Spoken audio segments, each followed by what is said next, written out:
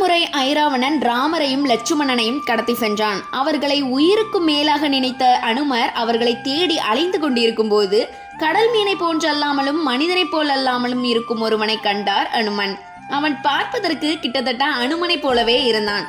அவனிடம் நீ யார் என்று அனுமன் கேட்க, தந்தையே, நான் உங்களுடைய புதல்வன், என்னுடைய பெயர் மகரத்வஜன் என்றதும் அனுமனுக்கு கோபம் வந்துவிட்டது.